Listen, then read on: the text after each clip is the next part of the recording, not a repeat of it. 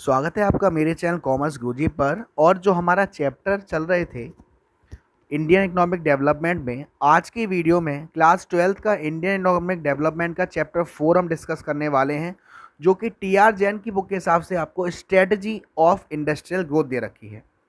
यानी कि इससे पहले का जो चैप्टर था उसमें आपने पढ़ा था कि हमारा जो कॉलोनियल एक्सप्लॉयटेशन हुआ था एग्रीकल्चर सेक्टर के बारे में, उससे हमने कैसे ठीक करा। और चैप्टर 4 में हम समझेंगे कि हमारा जो इंडस्ट्रीज़ है उसकी इम्पोर्टेंस क्या है, उसमें हमने क्या क्या चेंज करे, कहाँ कहाँ डेवलपमेंट किया। सबसे पहले हम समझेंगे importance of industries. Industries play an important role in the context of growth and development of a country. Following point highlight the importance of industry. जो हमारी इंडस्ट्रीज़ होती हैं वो हमारी ग्रोथ में, डेवलपमेंट में, कंट्री में काफ़ी ज़्यादा इम्पोर्टेंट रहती है। इन पॉइंटों की वजह से मालूम पड़ता है कि जो इंडस्ट्रीज़ है वो क्यों ज़रूरी है। सबसे पहला, epic centre of economic growth. Epic centre का मतलब होता है कि अगर हम कभी भी अपनी ग्रोथ को देखते हैं तो ग्रोथ और एपिक सेंटर मतलब ग्रोथ और इंडस्ट्री। इंडस्ट्री है तो ग्रोथ है और ग्रोथ है तो इंडस्ट्री है। फॉर एग्जांपल यहाँ देखिए, मैं आपको ये कैलकुलेटर में आप दिखा रहा हूँ। कैलकुलेटर का मतलब क्या है कि सर हम कैलकुलेशन काफ़ी जल्दी कर देते हैं, यानी कि ग्रोथ कर रहे हैं, लेकिन ये कैलकुलेटर बना कौन रहा है? इंडस्ट्रीज में बन रहे हैं, है ना। ऐसे ही जो industry serve as the epic centre of economic growth. क्यों? जीडीपी राइज होती है, structural transformation in the economy. धीरे धीरे जो हमारी इकोनॉमी है उसमें जो भी चेंजेस आते हैं वो इंडस्ट्री ढाल लेती है अपने अंदर। Industry starts replacing agriculture as the engine of growth. This is become unlike agriculture. Industry produce wide range of goods which the consumer would like to consume as their income rises. पहले क्या होता था, industry धीरे धीरे जो हमारी agriculture की demand है उसको कम करके ग्रोथ में इंडस्ट्री ज़्यादा आगे आ रही है, क्योंकि इंडस्ट्री क्या करती है, कई तरीके के गुड्स प्रोवाइड करती है हमारे किसको, कंज्यूमर को। तो जब कभी भी कंज्यूमर की इनकम इंक्रीज होती है वो उन गुड्स को कंज्यूम करना चाहता है जो इंडस्ट्री बना रही है।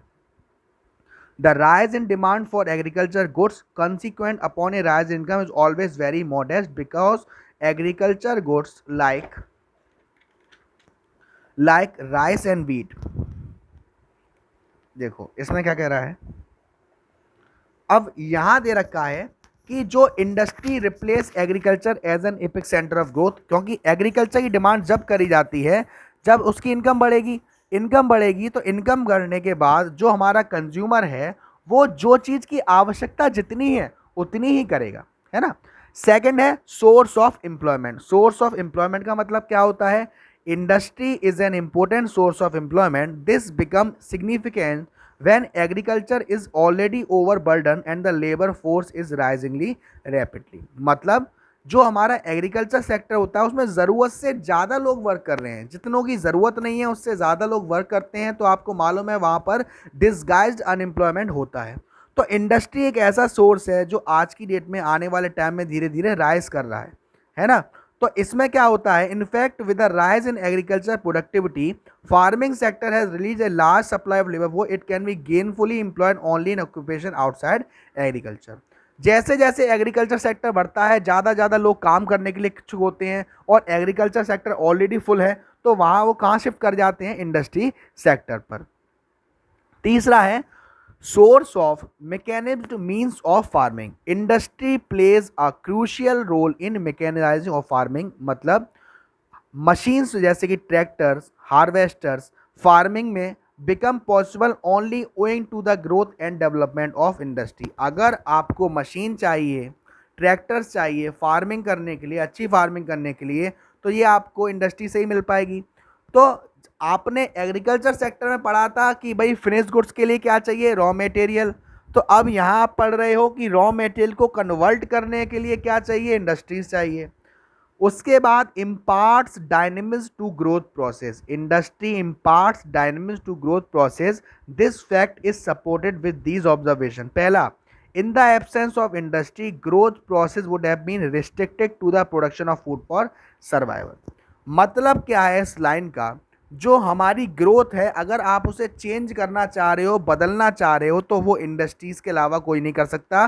फॉर एग्जांपल, जब इंडस्ट्रीज़ नहीं थी तो लोग सिर्फ उतना प्रोड्यूस कर पाते थे जो उनके सर्वाइवल के लिए ज़रूरी हो। दूसरा क्या कह रहा है, industrialisation has added new dimension to human life, it has generated a way of consuming, मतलब कि जितना चाहे उतना कंज्यूम कर सकते हैं, पहले लिमिटेड कर सकते थे। उसके बाद ग्रोथ ऑफ सिविलाइजेशन, मतलब urbanisation in the wake of industrialisation has lead to the growth of civilisation. Urbanisation की वजह से हमारी जो सिविलाइजेशन है उसमें ग्रोथ हुई है। People become conscious of their quality of life, धीरे धीरे जो इंसान है अपने जीने के तरीक़ों को चेंज करना चाह रहा है, अपनी एजुकेशन को बढ़ाना चाह रहा है, अपनी स्किल को बढ़ाना चाह रहा है, और ये सारी चीज़ें किससे मर्ज होके आई हैं, इंडस्ट्रीज से। उसके बाद 6 पॉइंट है इंफ्रास्ट्रक्चर ग्रोथ। इंफ्रास्ट्रक्चर का मतलब होता है जो भी हमारे आसपास सड़कें हैं, चलने के लिए रास्ता है, गाड़ी है, एयरपोर्ट है, कम्युनिकेशन की फैसिलिटी है, ये सब हमारा इंफ्रास्ट्रक्चर होता है। और जैसे जैसे इंडस्ट्रीज़ बढ़ती हैं, इंडस्ट्रीज़ अपने आप में एक्सपेंड करती हैं, वैसे वैसे इंफ्रास्ट्रक्चर भी बढ़िया होता है। फॉर एग्जांपल मैं बात करूं, बहुत पहले आपने देखा होगा जो हमारी सड़कें बनती थीं वो लाल ईंट द्वारा बनती थी। धीरे धीरे डेवलप्ड हुआ तो आपने देखा सिल्वर कलर की ईंटें बनने लगी, फिर धीरे धीरे डेवलप्ड हुआ तो बिल्कुल रोड बनने लगी। तो ये सब हमारी क्या है, ग्रोथ हो रही है इंफ्रास्ट्रक्चर में। और किसकी वजह से, सर इंडस्ट्रीज़ में ग्रोथ हो रही है। और लास्ट है आपका industrialisation a sine qua non of growth, मतलब ग्रोथ प्रोसेस और इंडस्ट्रियलाइजेशन ये आपस में रिलेट करते हैं। अगर ग्रोथ होगी तो इंडस्ट्रीज़ होना ज़रूरी है, इंडस्ट्रीज़ नहीं तो ग्रोथ नहीं हो सकती, या हो सकती है लेकिन उस हिसाब से नहीं जितना इंडस्ट्रीज़ के साथ। तो आज की वीडियो में हम यहीं तक समझते हैं। अगले वीडियो में जो हमारा टॉपिक रहने वाला है वो रहेगा हमारा factors necessitating direct participation of the state in industrial development, मतलब पब्लिक सेक्टर यानी कि गवर्नमेंट सेक्टर का इंडस्ट्रियल सेक्टर में आना क्यों ज़रूरी था, उसके बारे में हम पढ़ेंगे।